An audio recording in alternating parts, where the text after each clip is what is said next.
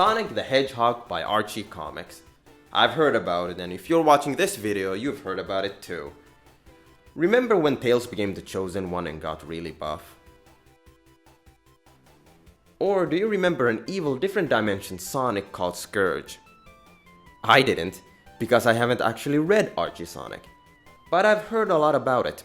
I've always wanted to hear a recap of the events that happened in the comics, but I never found a really good channel for that, so I thought, hey, maybe I should do one.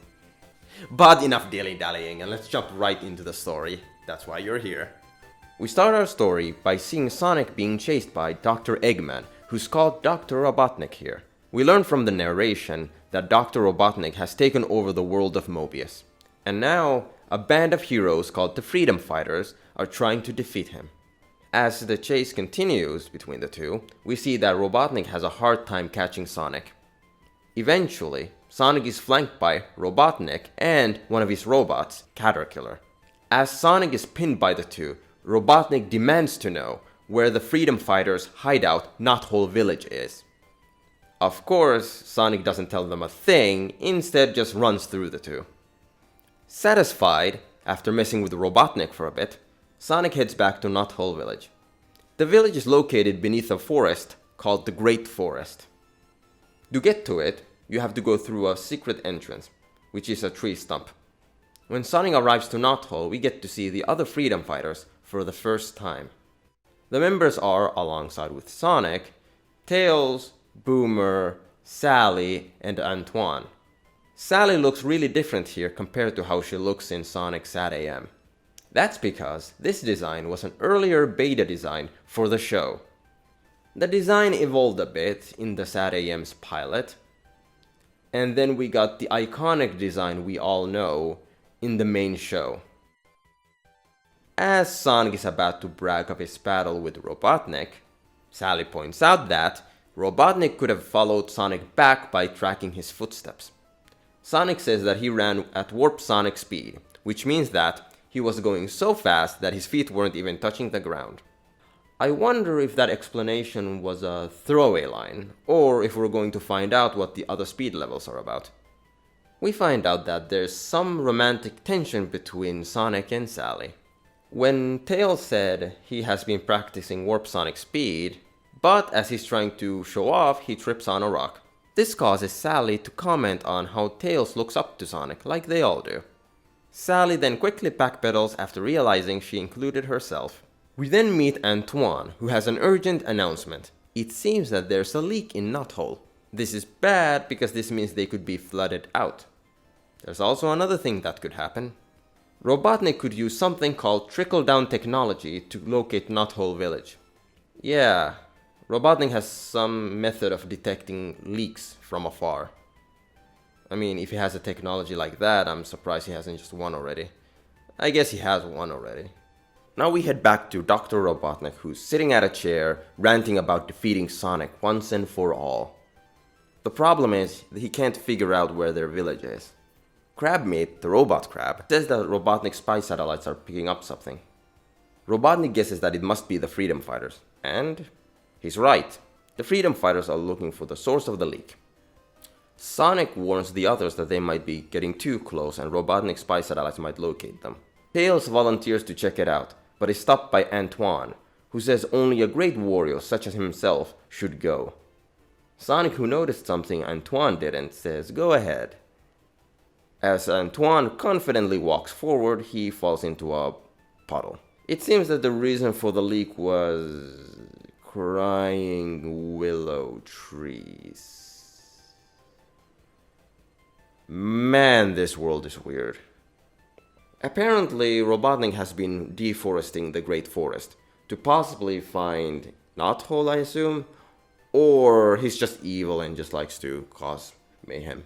Sonic has an idea on how to fix the situation, but before he could say anything, they are attacked by Dr. Robotnik. The Freedom Fighters spread out. Unfortunately, Robotnik decides to attack Sonic's friends instead of him. Robotnik swings around his signature wrecking ball. Sonic tries to get Robotnik to chase him instead, by calling him a chicken. I guess it's really easy to go under Robotnik's skin, isn't it? Sonic runs up a hill towards a well as he's chased by Robotnik. In the well, Sonic hid one of his magic rings. He uses the ring to either become invulnerable or gain super strength, as he smacks the wrecking ball back at Robotnik. After a terrible loss, Robotnik retreats. The freedom fighters head back to the willow trees and use Sonic's idea. They plant new willow trees near the crying ones, which leads them to stop crying. I'll be honest, I don't have much to say about this story. It's a basic Saturday morning cartoon episode. I don't think it's bad actually. I think the story is well written. As someone who hasn't watched a lot of Sonic media, I got good gist of the characters. But, of course, when this series gets more complicated and a bit more crazier, then I'm sure I'm going to have a lot of things to say about it. Now for the second story. Interestingly enough, the second story is an origin story.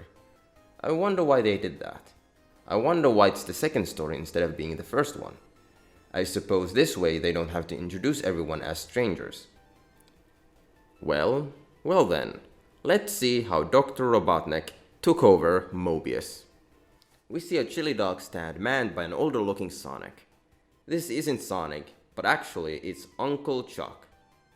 He runs a chili dog stand and also is a great inventor. He's Sonic's uncle.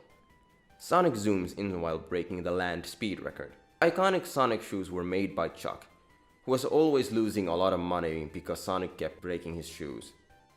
Chuck gets an order of hundreds of chili dogs, which makes both Chuck and Sonic ecstatic, because they're going to be rich. Once the chili dogs are made, Sonic zooms out with them to deliver the order. As Chuck admires Sonic from afar, he's arrested by SWAT bots, because he was smiling and indicating enjoyment, which is illegal. By whose authority? Well, that would be the one who took over Mobius just now, Dr. Robotnik. When Sonic eventually finds his way to the location of the order, he's surprised by these new factories that keep popping all over the place. Regardless, he tries to deliver the chili dogs, but he gets a door slammed in front of his face and a wrecking ball is dropped on top of him. Luckily, he's fast enough to avoid it. Worried about Uncle Chuck, Sonic speeds back to him. He's horrified to see SWAT bots dismantling Uncle Chuck's stand. Sonic demands to know what happened to him, but the SWAT bots won't answer, but instead try to kill him. Why? Because he's being violent. This doesn't go too well for them, as Sonic dismantles them on the spot. Sonic finds out that SWAT bots were created by Robotnik Inc., which was located at the factory he was at. Sonic runs back, but before he could go any further, he's stopped by Sally, who explains that she's a princess and her father was also captured by Robotnik. Sonic doesn't believe her and tries to go off. Sally tackles him. Why? Well, that's because the area is patrolled by buzz bombers, and Sonic at this point can't defeat all of them. Sally says that she knows a shortcut, and asks if Sonic can keep up with her. Sonic says that Speed is his middle name. Well, actually, it's Maurice, but he says not to tell anyone. Yeah, okay. So Sonic's full name is Sonic Maurice the Hedgehog. When Sonic and Sally arrive, they see Robotnik has turned the captives into robots to work in his factories. It's too late to change them back. Regardless, Sonic runs and tries to save Uncle Chuck, but to no avail. While Sonic was distracted, Robotnik captured Sally and called the SWAT bots to capture Sonic. This doesn't work because Sonic starts running in circles so fast that it creates a tornado which blows the SWAT bots away. Sonic then grabs Sally and they retreat. As Sonic is running, Sally asks him to run towards the Great Forest, because her group of freedom fighters are situated there. She also asks Sonic if he wants to join, and after everything that happened, he has all of the reason to join, so he does. I have to say, I really like this origin story. I actually kind of hope it was the first story, as it's stronger. Originally, I read the main series, Archie Sonic, first, thinking that's where everything started, before realizing there's a mini-series. And I have to say, I really like this issue more than the first main series issue, which we'll find out later on. Honestly, I love how Sonic was characterized here. I expected him to be a type of person who's like overconfident, which he is to a point. But for example, we actually find out, at least in the last scene, the reason Sonic retreated with Sally is that he said, "The one who runs away can fight another day," which is not something I was expecting Sonic the Hedgehog to say, but that actually makes him way more interesting. And because of the popularity of Archie Sonic, even though it's still, at this point, at the first issue, like a Saturday morning cartoon, I'm assuming later on it will get better and I'll get more into it. And probably will have a lot more to say about it. This is the second issue of Archies Sonic the Hedgehog Mini-Series, issue number 1. Yeah, I still find it really confusing that the first one was issue number 0. I still don't get why that's a thing. We learned last time that Dr. Robotnik has taken over the world of Mobius, and is turning the inhabitants into robots who do his bidding. One of the very few places that are safe from Dr. Robotnik is the Great Forest, where Sonic the Hedgehog and his freedom fighters reside in. We learn in this issue that Sonic's home city was known as Mobotropolis, before Dr. Robotnik took it over and changed it to Robotropolis. I was wondering if we'd ever learn the city's original name. Well, now we know. We start our story seeing Sonic and Tails running through the Great Forest together.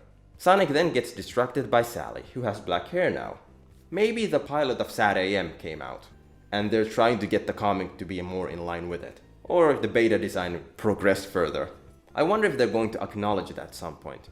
Considering how the first issue was written, it totally will be. When Sonic catches up to Sally, she says that she has no time to stay and chat. Sonic realizes that she's heading near the edge of the forest, and says that it's none of his business, but she's walking too close to the edge of the Great Forest. Sally retorts by saying Sonic is right. It is none of his business, and storms off. Sonic and Tails head back to Knothole to find out if something happened with her. As they're jumping into the entrance, they collide with Antoine, who's coming out. Antoine has Sally's royal proclamation. She's going to meet with Dr. Robotnik to negotiate the return of her father. She orders that no one must interfere with her plan. This is clearly a bad idea. Either Sally is really naive, or she has a plan of some sort. If she does have a plan, she should make sure that the other freedom fighters are aware of it. Obviously, Sonic doesn't trust Robotnik at all, and drags Antoine and Tails to stop her. They find Sally speaking with a buzz bomber, but Sonic thinks it's about to attack her, and tries to attack it first, but is stopped by Sally. Sally explains that she was meeting with the buzz bomber so it could take her to Robotnik to negotiate. Sonic, Antoine, and Tails try to convince Sally otherwise, but Sally just shrugs them off, saying that she will be fine. Unfortunately for her, Sonic and the others think Robotnik got her fooled. Buzz Bomber brings Sally to Robotnik Inc. and drops her through a smokestack, which leads her directly to Robotnik. Sally says that this wasn't part of the deal. Robotnik retorts by saying machines can't make or break promises. So, Robotnik is a completely mechanical being. Now that I look at him, he seems to be a cyborg. He even has those Frankenstein bolts in his head. Robotnik orders the SWAT bots to take Sally to the Robo-Machine. The Robo-Machine turns organic beings into robots. It was made in Robotropolis, but assembled in Mexico. Wait, there's a Mexico? In Mobius. So what are you telling me? Mobius is just Earth, but in the future, and some animals evolved into furries? Wait a minute, what's the ratio between humans and furries in Mobius? I'm actually curious about this. Are there other humans? We haven't seen any yet, we've seen just furry creatures. We've seen already a bit that Archie Sonic doesn't do throwaway lines. At least none that I've seen yet. So there's a possibility that Mobius is Earth, but in the future. Maybe like far future. Anyway, Sonic goes through the wall to save Sally. As Antoine and Tails appear too, Sally is distraught by this. Sally asks Antoine if Boomer showed them the proclamation, which Antoine says yes, which is why they're here to begin with. Sonic destroys the Robo-Machine and leaves with Sally. When they return to Knothole, Boomer asks Sally if everything went according to plan. Sally responds by telling him everything that could go wrong did go wrong. She didn't want to be saved. She had a plan. Boomer designed special boots that have hidden cameras, recorders, and computerized jamming devices. The idea was to get the boots into the Robo-Machine so it could be used to analyze and figure out a way to reverse its effects. Sally says if they'd listened to her order, Uncle Chuck and everybody in Mobius could have been saved. Yeah, this was on Sally. Is there a reason not to sit everyone down and tell them what the plan was going to be? She just told Sonic to mind his own business regarding a mission that could have saved Uncle Chuck. This was really bad on Sally's part. Honestly, I didn't like the story. I'm sorry. I hate stories that could have been resolved by a simple communication. Maybe there's a reason why Sally acted the way she did, but I don't know what the reason is. Maybe we'll find out later. But if that's the case, this story should have happened later. Ooh, I really hope the next story is better than this one. So, let's begin the second story of the issue. Sonic is fishing at a bay. Looking closely, he doesn't seem to be at the Great Forest anymore. Wait, weren't the freedom fighters stuck there? Robotnik has spy satellites that can pick them up when they leave the forest. Like, yeah, wouldn't he know if they left? Or at least even one of them left? Okay, maybe there's more to this and it will be clarified later on. As Sonic is fishing, he succeeds at catching a fish. Unfortunately, it's one of Robotnik's badniks, Jaws, the robot fish. Jaws then starts eating Sonic's rod and then starts eating the dock itself until Sonic falls into the water, which leads to an underwater slide that leads him to a nearby underwater cave, which Jaws propels into. As Sonic gives chase using subsonic speed, which I guess is actually super speed underwater.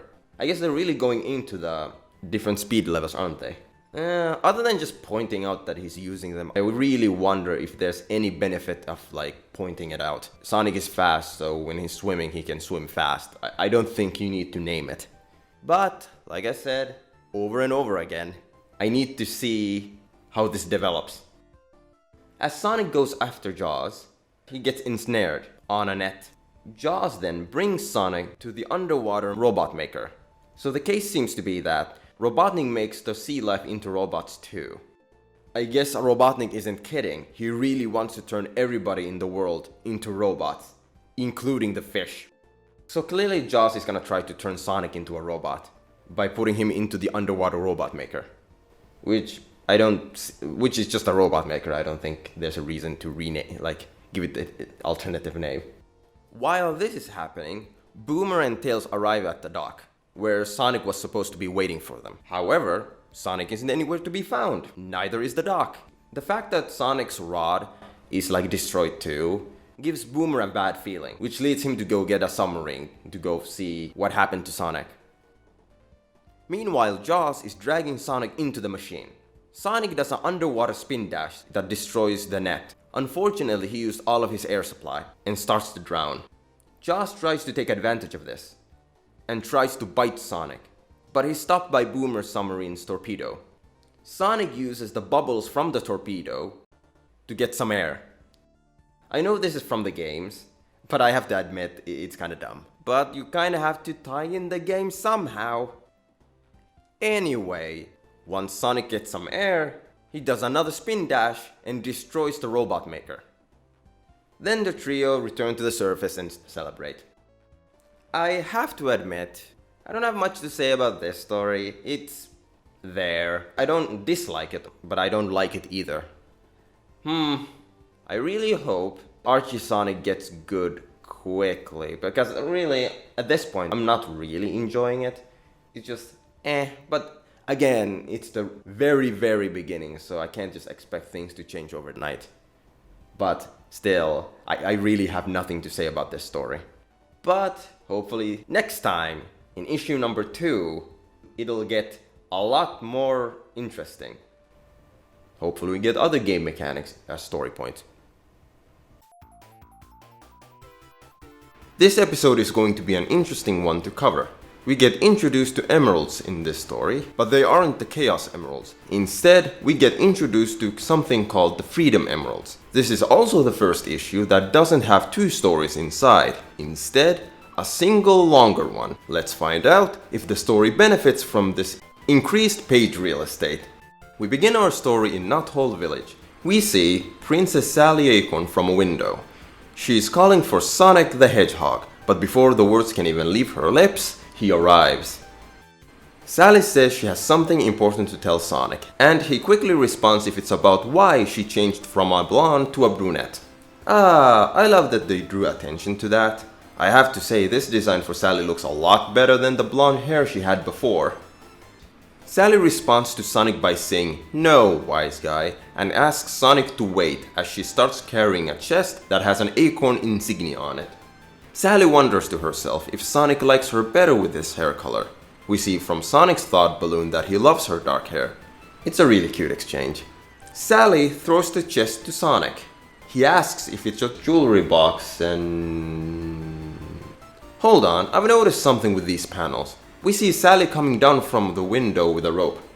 The placement of the window Sally was looking from is really inconsistent. Its height is different in every panel. Anyway, back to the chest. Sally explains that her father's crown is in it. It's called the Magic Crown of the Acorn Kings. Sally thinks that it might be a good time to use their power to save her father.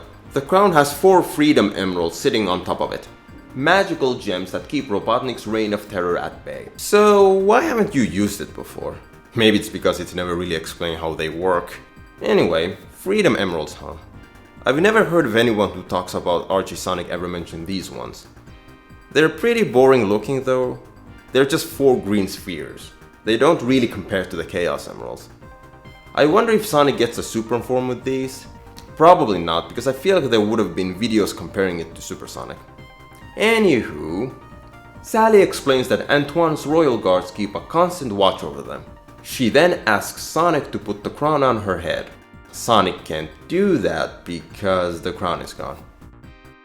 Antoine frantically explained that it's impossible. He personally trained each of the royal guards. He can't believe that a royal guardsman let something like that happen. Sonic can't believe it either. Unless one of the guardsmen isn't a guardsman at all. Instead, a Robotnik robot spy might be amongst them. A really clever plan from Robotnik. And considering the robot went through an entire training program and was trusted enough to be even allowed to be a guard in the first place, must mean that Robotnik planned this a long time ago. That's pretty impressive and a little scary. Wait, Robotnik doesn't know where Knothole Village is. But his robot's here, and must have been here for a while. Did he forget? I take back what I said. Sonic has a way of verifying if it's true that there's a robot amongst the guards. He starts running in circles to burn the rubber off the bottom of his sneakers. The smoke then will set off the smoke detectors, which will cause the sprinkler system to turn on, soaking everybody in the vicinity. Most of the guards are just surprised. But one of them, the pig guard, starts to get rusty and is squeaking. The robot pig gets interrogated. He explains that the Freedom Emeralds were given to Robotnik, and he has scattered them all across the 4 corners of Mobius. As the robot is explaining this, he starts turning from pink to purple, and starts hissing. Sonic realizes that the robot has initiated its self-destruct mechanism. He quickly grabs the robot and runs off. But seemingly he doesn't make it, as we hear an explosion right after he leaves with the robot. Thinking Sonic is dead, Sally bursts into tears. She says she never got to tell Sonic that she loved him. But before she could finish, Antoine tells her to look. Sonic survived the explosion. Sally quickly tries to pivot by saying how she actually loved Sonic's recipe for pumpkin pie. Really good save. Sonic knows exactly what's going on and teases Sally for a bit. I mean, look at his face. Antoine asks Sonic how he avoided getting blown up. Sonic explains that he went warp Sonic speed and zoomed through the secret entrance in record time, and then threw the robot outside where it exploded. Sonic also saw something weird when he was outside. He saw Robotnik's blimp being escorted by badniks. Sally guesses that Robotnik must be taking the emeralds to the secret locations. Both Sonic and Antoine want to be the one to stop him, but Sally says that both of them have to work together, which they're against. Sally explains that the mission is too dangerous and important to do alone. The two reluctantly agree. The two use a hot air balloon to get to the blimp. They are quickly surrounded by the flying badniks, and one of the buzz bombers pops their balloon, and they start falling. Antoine tells Sonic to grab a parachute and bail, but Sonic has an idea. He's going to curl up into a ball and leap from a robot to a robot, destroying them while closing up to the blimp. He then pops it. Sonic then ricochets back to Antoine, who grabs him. They see the pilot of the blimp falling with them. When the pilot crashes to the ground, one of the Freedom Emeralds flies off of it. The busted pilot announces that he must carry out his master's plan: to scatter the Freedom Emeralds, to hide them at sea, land, the sky, and underground. They found the one that was supposed to be hidden in the skies. Now that Sonic knows Robotnik's plan, he tells Antoine to take the Freedom Emerald back to Knothole. Antoine tells Sonic that Sally said to stay together. Sonic says that that's before they knew what Robotnik was up to. He then takes off at hypersonic speed to find the next emerald. Sonic decides to search for the Freedom Emerald that's hidden at sea. As he's running towards a body of water, he runs past Tails, who's fishing. I wonder if this place is the same place Sonic was fishing last issue.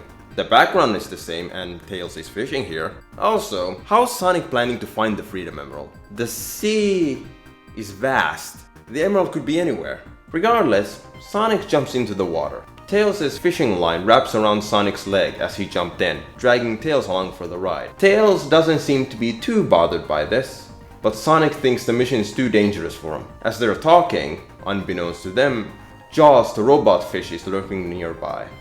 Yeah, he's back. Jaws then goes for a bite, but luckily the duo were able to avoid him. As Sonic and Tails are swimming away from Jaws, Sonic explains who Jaws is to Tails. We learn that Jaws is actually a robot shark.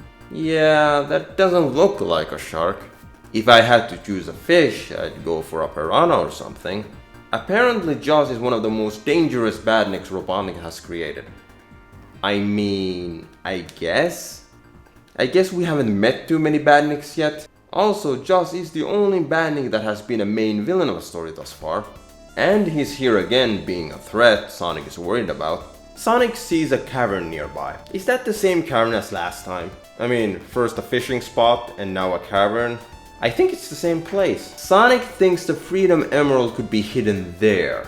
Why would he think that? I mean, I guess having Jaws around here might mean the Freedom Emerald is near, but he just randomly jumped in here.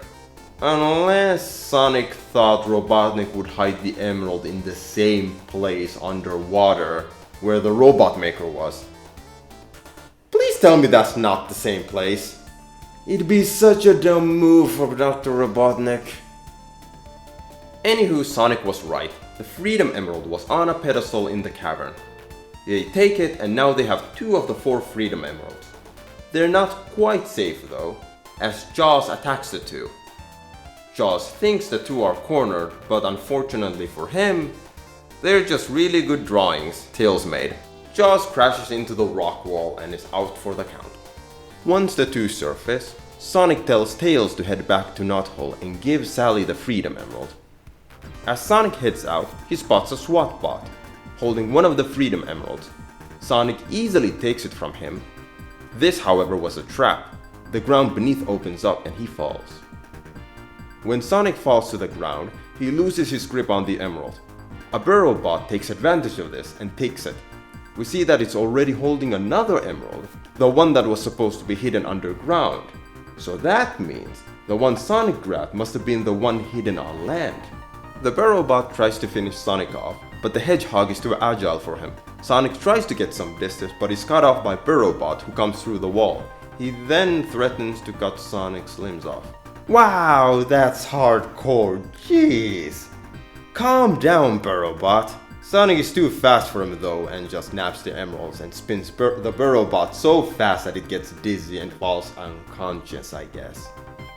I do see some parts flying off of him, so he's broken. Sonic tries to find a way out of the underground, but no matter where he looks, he can't find a way out until he realizes he could just burrow out of there using his Sonic spin technique.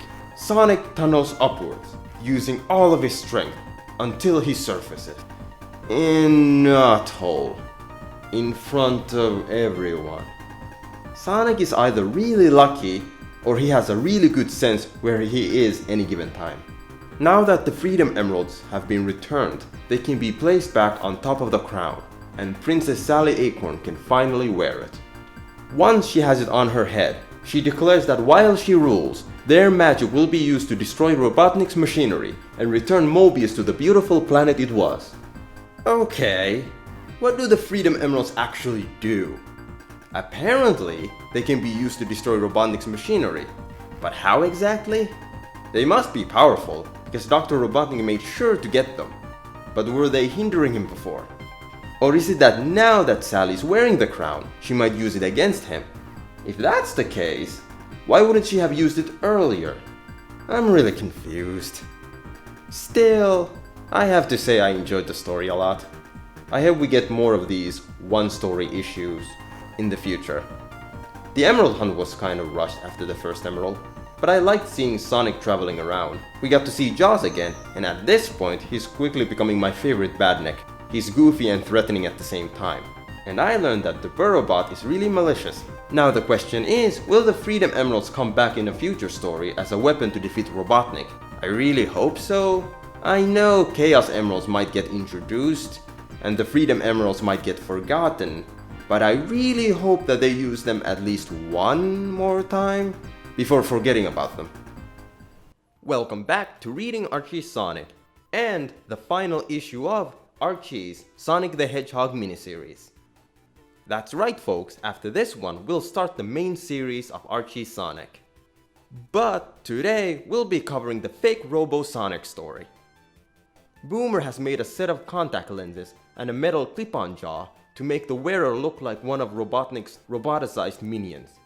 The plan is to make Sonic wear them and to trick Robotnik into thinking Sonic accidentally fell into one of his robot makers. And here he is, fake Robo-Sonic. It's kinda weird that it only takes contact lenses and a metal jaw to pass as a Mobian turned robot. Can't say I like the design that much. We did see when Sonic's uncle, Chuck, was turned into a robot that only his eyes were swirly. Which I guess means that when a Mobian turns into a robot, it becomes a robot from the inside instead of the outside. Also, if you remember, Robotnik has a device that can detect non-machine beings. So this plan shouldn't work. But he had a robot spy in Knothole. But he still doesn't know where Knothole is, so I don't know. Anywho, Sonic pretending to be a robot chases Sally around through the Great Forest, tricking poor Tails into thinking that his hero, his role model, has turned permanently into a robot. Sally confirms this by telling Tails that Sonic did turn into a robot. So when Sonic approaches the two, he declares that he's not programmed to deal with two living creatures at the same time, and says he'll report back to Robotnik. Sally then starts calling Tails a hero for saving her from the Robo-Sonic, even though Tails didn't do anything. This is just cruel. Why would you trick one of your allies into thinking that their friend has basically died? Why? Just to see if Sonic's disguise is convincing? I mean, look at this poor fella. He's shocked to his core. Well, that's what I thought until Tails started eating up the praise Sally was giving him. To make sure, for some reason, that Sonic turning into robot doesn't get out, Sally tells Tails to keep it a secret. Tails just goes off selling newspapers and telling everyone that Sonic went mechanical and how Tails saved Sally from the renegade robot. Well, I guess he doesn't care as much as I thought he would. Never mind, Sally did nothing wrong. As Tails is screaming about his exploit, his newspaper gets stolen by a buzz bomber. Once he finds out what happened to Sonic, the buzz bomber heads back to tell Robotnik the news. He's hoping for a nice desk job for a reward. Yeah, not gonna happen, buddy. It wouldn't have made a difference anyway, because Dr. Robotnik already knows. Robosonic is already there. Sonic gives Robotnik the excuse of how he turned into a robot. And come on! He fell into a robot maker that cleverly was disguised as a robot maker? Robotnik, please! He's clearly messing with you. Please be suspicious. Please. Buzz Bomber, completely reasonably, asks Robotnik if he considered that Sonic might be faking it, and it's a trick of some sort. Robotnik yells, "Of course, you idiot! Doctor, you have no right to call anyone an idiot. You had a robot in Knothole and somehow still don't know where it is." Okay, I'll stop. I won't mention that again. Jeez. Okay. Robotnik tests Robosonic's loyalty by asking where the location of Knothole Village is, so he could destroy it. But Sonic hesitates, but before things could get hairy, an alarm goes off. Apparently, there's a disturbance in one of Dr. Robotnik's factories, the crab compound. I guess that's the place where they make crab meats. Robosonic volunteers to investigate. He's faster than everyone and can get the job done better than anyone. This ticks off Buzz Bomber. But Robotnik tells Buzz Bomber to let Sonic go. He'll show if he's truly loyal, because there's a surprise waiting for him at the crab compound. We see that Sally and Antoine were behind the disturbance. When Sonic arrives, his metal jaw flies off from his face and bites Antoine. That guy just doesn't seem to get a break, does he? Anyway, Sonic informs Sally that Dr. Robotnik is a little suspicious, but everything is going fine. Sally tells Sonic to proceed with their plan, which was to destroy the crab compound. Why the crab compound specifically? Well, we find out later that it's because it's the biggest factory they have. I guess Robotnik makes a lot of crabs. When Sonic heads inside the compound, he finds his surprise, Uncle Chuck. When Sonic sees Chuck, he tries to snap him out of it, but it's no use. He's a robot. Robo Uncle Chuck calls the family dog Mutsky. We saw him in the origin story. He's also been turned into a robot. Hold on a moment. Why does Mutsky look like that? All the other guys just had swirly eyes. But Mutsky looks like a dog version of a SWAT bot. Unless somehow being an animal changes stuff. I don't know. So this actually kind of raises a couple of questions now that I've seen like Mutsky in his robot form. First is, does Robotnik treat animals differently from Mobius when it comes to the robotization? Maybe he does, because now that I think about it, the fish from the Jaws story, when they went through the robot maker, they were clearly robotic. So maybe it's just an animal thing. This seems to be a world where there's anthropomorphic animals like Sonic and Sally and these guys, while also just having normal animals. There's nothing wrong with it, it's just interesting to note.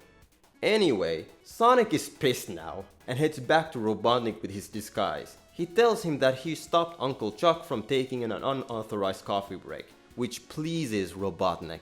Robotnik tells Sonic to type the Knothole's location into a computer and launch the missile, which Sonic happily obliges to do. Okay, why would you let Sonic also launch the missile? Shouldn't you check what he wrote down? Never mind. Sonic blows up Robotnik's largest factory, the crab compound. He's really surprised that something like this could happen to him.